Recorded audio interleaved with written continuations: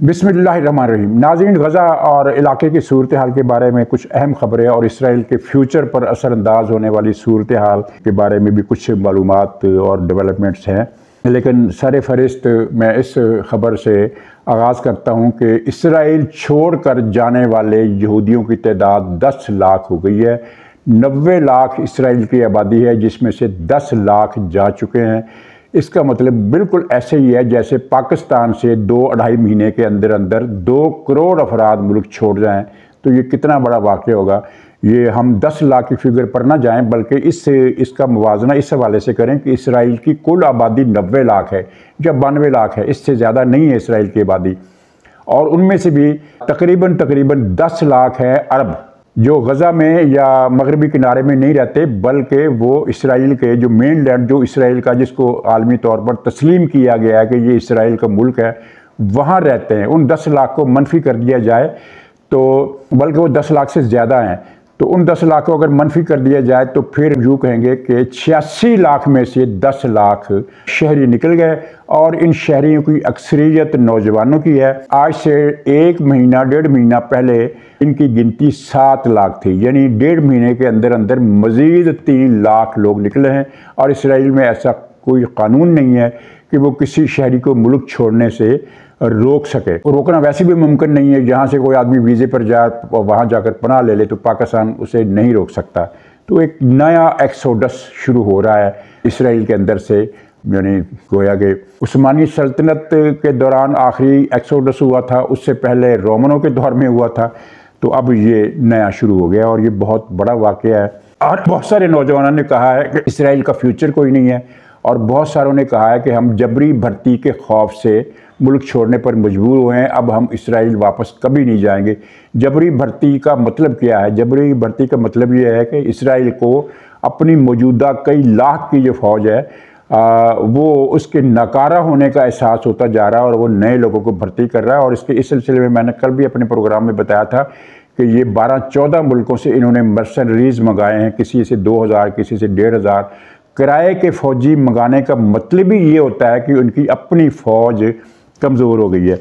और उस हवाले से कुछ अदाद शुमार भी सामने आए हैं। अमेरिका की रिपोर्ट है कि गोलानी ब्रिगेड, जो इसराइल का एलीट ब्रिगेड है, बहुत तगड़ा, बहुत ताकतवर, बहुत डिसिप्लिन, बहुत ट्रेंड, उसकी 30% फोर्स का सफाया हो गया है। 30% अफसर भी गायब, यानी मार दिए गए, और 30% जवान भी मार दिए गए। पाकिस्तान में जिस तरह रेजिमेंट होती है ना, बलोच रेजिमेंट या फला, इस तरह इसराइल में ये ब्रिगेड है जिनमें सबसे बड़ा और सबसे ताकतवर ये गोलानी ब्रिगेड है।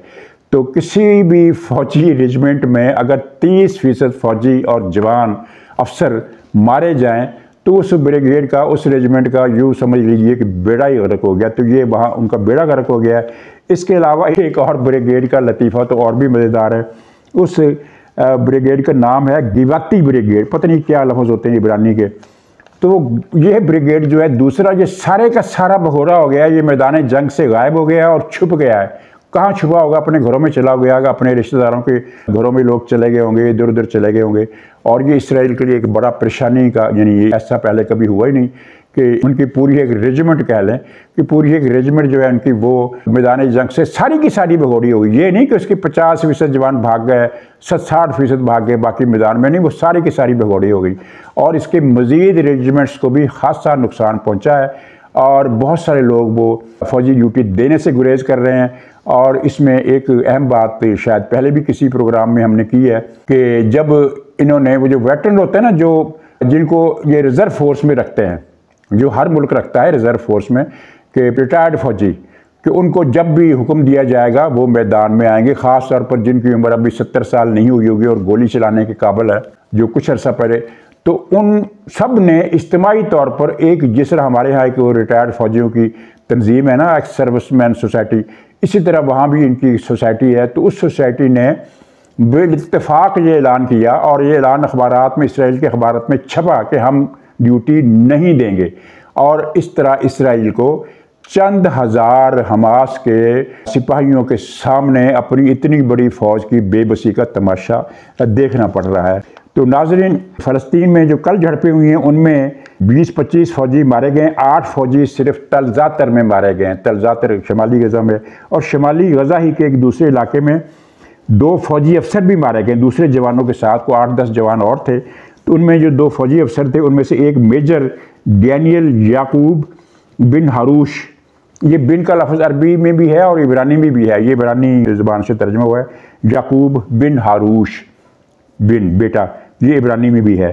तो दूसरा है मेजर दोतम यूसुफ, ये भी यहाँ कुछ यहूदी खुद को जोसेफ लिखते हैं और कुछ यहूदी खुद को यूसुफ लिखते हैं, क्योंकि इब्रानी में यूसुफ है, जोसेफ नहीं है। जोसेफ अंग्रेज़ी और रोमन का नाम है। तो ये 2 मेजर मारे गए। ये तो रूटीन के अब वाक़यात वहाँ रह गए हैं कि यानी 25-30 फ़ौजी रोज़ाना मरते हैं। और यहाँ नाज़रीन मुझे एक थोड़ा जिक्र करना पड़ रहा है, सोशल मीडिया पर जो फ़लस्तीन के दोस्त हैं पाकिस्तानी, वो इस तरह की पोस्टें डालते हैं और ब्लॉग भी करते हैं कि आज इसराइल के 200 फ़ौजी मार दिए, आज 300 मार दिए, आज 600 टैंक तबाह कर दिए। तो वो ज़ाहिर है लोगों के जज्बा ईमानी की तस्कीन के लिए आदाद शुमार पेश करते हैं। इस तरह नहीं हो रहा। मैंने बताया था कि सिर्फ 2 दिन ऐसे गुजरे हैं जिनमें एक दिन 140 और एक दिन 150 फ़ौजी मरे, और फिर एक दिन में 70 फ़ौजी मरे और एक दिन में 60 फ़ौजी मरे। ये 4 दिन निकाल कर रोज़ाना की जो एवरेज है, जो शुरू में जो मारे गए थे इसराइली फ़ौजी, उनकी तादाद को छोड़कर बाकी के रोज़ाना की जो एवरेज है वो 20-25 से लेकर 50-60 तक वो फ्लक्चुएट करती है। मजमूई तौर पर इसराइल के 6000 फ़ौजी मारे गए हैं और इसराइल 6000 का ऐलान नहीं कर रहा, एतराफ़ नहीं कर रहा। वो ये कहता है कि हर रोज़ उसकी खबर आती है कि आज हमारे 3 फ़ौजी मारे गए, मरने फ़ौजियों की तादाद 193 हो गई। यानी वो 6000 का जो तनासब है 193 के इस झूठ के साथ करता है। दुनिया भर की फ़ौजें ये करती हैं, लेकिन इस तरह नहीं करती। वो अगर 1000 फ़ौजी किसी के मारे गए तो वो कहेंगे 500 मारे गए या 300 मारे गए, 700 को गोल कर जाएंगे। यहाँ तो इन्होंने 6000 की गिनती गोल कर दी है ना, जो हद है। तो इसराइल के अंदर जो वाक़यात हो रहे हैं उनसे हट कर अमेरिका, जो इसराइल का मलजा और मावा और इसका आका और मौला और इसका सरपरस्त और मददगार, वहाँ नक्शा ऐसे बदला है कि ख़ुद अमेरिकी इदारे हैरान हैं कि ये सब कुछ इस मुल्क में पहली मरतबा हो रहा है। आपके इल्म में ये बात तो अच्छी तरह है कि दुनिया भर में सबसे ज़्यादा इसराइल मुखालफ मुजाहरे अगर किसी मुल्क में हुए हैं तो वो अमेरिका है। 30-32 करोड़ की 32-33 करोड़ आबादी के इस मुल्क के कम से कम 50 शहरों में मुजाहरे हो चुके हैं और होते रहे हैं और हो रहे हैं। इसने मुजाहरे दुनिया के किसी और मुल्क में नहीं हुए, मुसलमान मुल्कों समेत भी नहीं हुए। पाकिस्तान में कितने मुजाहरे होंगे? जमात इस्लामी, JUI और लब्बैक के सारे मिल मिलाकर को 12 या 14 या 15 जुलूस जलसे बनते होंगे। तो अमेरिका में इतने ज़्यादा मुजाहरे हो रहे हैं, लेकिन मामला इससे आगे भी चला गया है। वो चीज़ें भी आपने देखी होंगी कि अमेरिकी महकमा खारजा के मुलाजमों ने जुलूस निकाला, वाइट हाउस के मुलाजमों ने जुलूस निकाला, बासर तबकात के लोगों ने जुलूस निकाले। लेकिन अब क्या हुआ है? अब सर्वे कराया, अमेरिका का एक TV है NBC, और इसने जो सर्वे कराया है उसमें बहुत सारी तशवीशनाक बातें हैं। वो सारा सर्वे मैं आपके सामने नहीं रखूँगा, सिर्फ 2-3 पॉइंट्स उसके दूंगा। एक तो ये है कि डेमोक्रेटिक पार्टी, जो बाइडन की जो पार्टी है, डेमोक्रेटिक पार्टी जो बरसरे इक़्तिदार है और जो मजमूई तौर पर रिपब्लिकन से 1-2% ज़्यादा ही रहती है वोटों में, तो उसके 70% वोटरों ने, रजिस्टर्ड वोटरों ने, 70% वोटरों ने कहा है कि अमेरिका इसराइल की सरपरस्ती और मदद बंद कर दे। उन्होंने जो बाइडन की पॉलिसी को भी रिजेक्ट किया है और ये कहा है, उन्होंने, उनसे सवाल पूछा गया तो उन सब ने इस सवाल के जवाब में हाँ कहा कि इसराइल का हमला गज़ा पर नाजायज़ है, बिला जवाज़ है, इसकी हमायत नहीं करनी चाहिए और अमेरिका को इसराइल की सरपरस्ती और मदद से हाथ खींच लेना चाहिए। इससे पहले ऐसी बात करने का अमेरिका में कोई तसव्वुर नहीं था। और वो भी एक बड़ी पार्टी, बाहर 2 ही पार्टी हैं, रिपब्लिकन और डेमोक्रेटिक पार्टी के 70% वोटरों ने ये बात की है। ये कोई छोटी बात नहीं है। हमारी मीडिया में ये चीज़ें नहीं आती। हमारी मीडिया में तो मैंने देखा कल या परसों का जंग था तो उसमें एक सिंगल कॉलम खबर सुबह 3 पर लगी हुई थी कि इसराइल की बमबारी से मज़ीद 100 फ़लस्तीनी शहीद। अगर 3 यहूदी मर जाएं तो जंग उसको ना फ्रंट पेज पर 2 कॉलम 3 कॉलम छापेगा। यानी ये इनकी जंग की पॉलिसी कुछ अजीब व गरीब सी हो गई है। 70% वोट ये, और मजमूई अमरीकी वोटर यानी डेमोक्रेटिक और रिपब्लिकन दोनों को मिलाकर 50% से ज़्यादा वोटर जो हैं वो इसराइल के मुखालिफ हैं, इसराइल के साथ ताल्लुकात में तब्दीली करना चाहते हैं और वो उनका मुतालबा है कि इसराइल की मदद गैर मशरूत बंद की जाए। और ये यानी इसका मतलब है कि रिपब्लिकन पार्टी जो रवायती तौर पर इसराइल की ज़्यादा सरपरस्त है, मजहबी हवालों से भी और दूसरे हवालों से भी, और वो रिपब्लिकन पार्टी वो प्रोटेस्टेंट्स की असल नुमाइंदगी ये करती है और इनका ये अक़ीदा है रिपब्लिकन पार्टी का कि बैतुल मक़दस में मस्जिद अक़सा को गिरा कर वहाँ हैकल सुलेमानी तामीर होना चाहिए। तो उस पार्टी के भी अच्छे खासे वोटरों की तादाद, क्योंकि दोनों को मिलाकर अगर 50% से ज़्यादा होती है तो फिर आप उसमें से आप जमा तफरीक करें तो आपको ये पता चल जाएगा। अच्छा, एक और बड़ी डेवलपमेंट अमेरिका ही में हुई है कि कुछ दिनों के बाद ना इसराइल के लिए 14.5 अरब डॉलर की 14.30 करोड़ 14.5 ही होगा या 14.25 तो 14.5 अरब डॉलर का पैकेज मंजूर होना है। तो डेमोक्रेटिक पार्टी के अरकान ने एक करारदाद तैयार की है जिसमें ये मुतालबा किया जाएगा कि रकम तो खैर मंजूर होनी ही होनी है, लेकिन इस रकम की मंजूरी को मशरूत कर दिया जाए कि वो सिविलियंस को नहीं मारेगा और फलां काम करेगा और फलां काम करेगा, इस तरह की बातें। और उनमें ये बात भी शामिल होगी कि दो रियासती हल हमारे नुक्ता नज़र से तो ये भी नाइंसाफ़ी है, लेकिन आलमी सतह पर ये बात मान ली गई है कि इसराइल का हल 2 रियासती हल है और ये 2 रियासती हल भी उस करारदाद में शामिल होगा। अगर ये करारदाद मंजूर हो जाती है तो ये इसराइल पर एक एटम बम से कम नहीं होगा कि इसराइल पर गोया एटम बम गिर पड़ा है, क्योंकि इसराइल 2 रियासती हल की मुखालफत करता है और बाइडेन भी उसका मुखालिफ है, ये रिपब्लिकन पार्टी भी मुखालिफ है। वजह क्या है कि 2 रियासती का मतलब ये होगा कि गज़ा और मगरबी किनारा इन दोनों को मिलाकर एक मुल्क बना दिया जाए और फिर उस मुल्क को आप किसी कानून के तहत रोक नहीं सकते कि वो अपनी नेवी भी रखे, अपनी आर्मी भी रखे, अपनी एयरफोर्स भी रखे, अपने पैरामिलिट्री ट्रूप्स भी रखे, दूसरे मुल्कों से जहाज़ भी ख़रीदे, मिज़ाइल भी ख़रीदे, हर चीज़ ख़रीदे। वो एक मुल्क होगा और अगर वो मुल्क होगा तो वो इसराइल के लिए मुस्तकिल ख़तरे का बायस बन जाएगा। और अब तो सूरत हाल बड़ी उलट है ना, अब तो सूरत हाल ये है कि पूरा मगरबी किनारा इस वक्त फ़लस्तीनी अथॉरिटी के हाथ से निकल चुका है। वहाँ इसराइली फ़ौजी और इसराइली आबादकार कत्ल गारत और मार धाड़ करते फिर रहे हैं। तो ये चीज़ें हो गई। अच्छा, अब थोड़ा सा यमन का, अमेरिका का एक पूरा फ्लीट जनूबी अफ्रीका की तरफ से होकर अदन पहुँच रहा है। वो ये उस फ्लीट से अलग है जो सिंगापुर से रवाना हुआ है। और फिर ये कि चीन से इन्होंने मदद तलब की कि वो यमन के हमलों से जहाज़ों को बचाए, तो चीन ने इनकार कर दिया। चीन ने कहा कि हम गैर जानबदार हैं, हम मदद नहीं करेंगे। अमेरिका की कोशिश थी कि उससे ये मैरीन फोर्स बनाई है यमन पर चढ़ाई के लिए, उसमें चीन भी शामिल हो जाए। चीन ने उसका भी इनकार कर दिया और बर मौका उसके जहाज़ मौजूद हैं बहरा कुल्ज़म में चीन के कुछ, तो उन्होंने उस मौके पर भी इनकार कर दिया। ये बात भी अमेरिका के लिए एक सेटबैक है। सहूनियों की जहनीत आप देखिए, बहुत सारे वाक़यात हैं जो अगर बयान किए जाएँ तो रोंगटे खड़े हो जाएंगे आपके, और मेरे भी सुनाते हुए रोंगटे खड़े हो जाएंगे। लेकिन 2 वाक़यात मैं आपको बताता हूँ।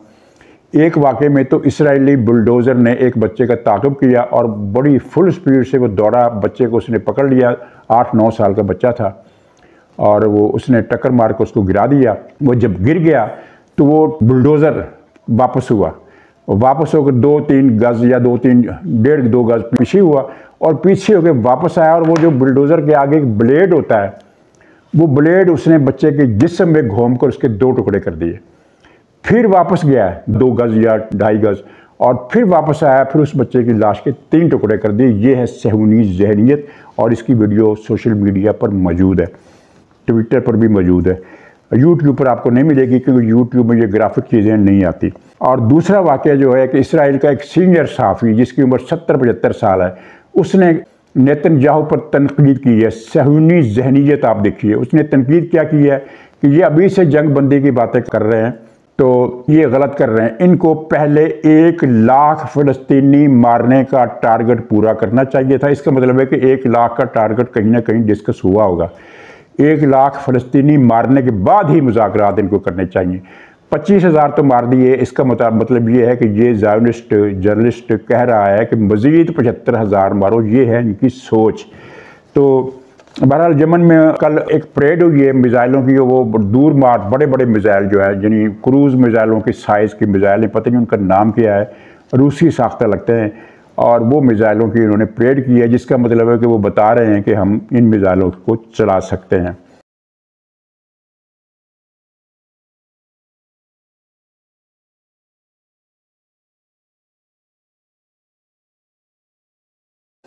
अच्छा नाज़रीन, चंद एक सतरें 2-3 फ़िक्रे शाम के बारे में।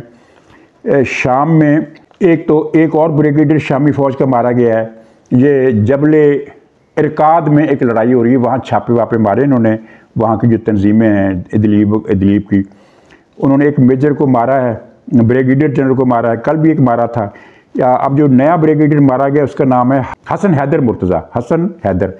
अच्छा, हिज़्बुल्लाह के लिए बड़ी सदमे वाली ख़बर ये है कि इसका एक बहुत बड़ा यानी ट्रेंड किस्म का, जिनको इसका आप एसेट भी कह सकते हैं, बस्साम हैदर मुर्तज़ा, इसने शाम के शहर कलमून और हमस में इसने कई हज़ार अफराद को कत्ल किया था, जिनमें अक्सरियत बच्चों और औरतों की थी।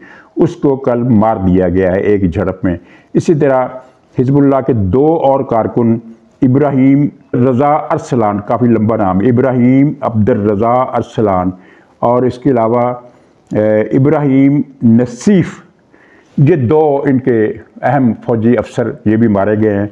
और वहाँ लड़ाई हो रही है इदलीब के आसपास, जबले इरकाद में, और 2-3 जो नवाही कस्बे और आबादियाँ हैं, लड़ाई की हो रही है। ये फ़ौजें वहाँ गोलाबारी करती हैं, शाम की और हिज़्बुल्लाह की और ईरान की, और वो फिर घात लगाकर इन पर छापा मारते हैं, और हर छापे में कुछ ना कुछ फ़ौजी इनके ले जाते हैं।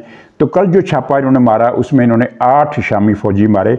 ये जो मैंने अफसर बताए हैं हिज़्बुल्लाह के और शाम के, 8 फ़ौजी मारे हैं, और ये जो अफसर बताए ये उनसे हटकर है, यानी इसका मतलब है कि ये 12-14 का स्कोर इन्होंने किया है। तो नाज़रीन, इंशाअल्लाह अगले प्रोग्राम में फिर मुलाकात होगी, तब तक के लिए खुदा हाफ़िज़।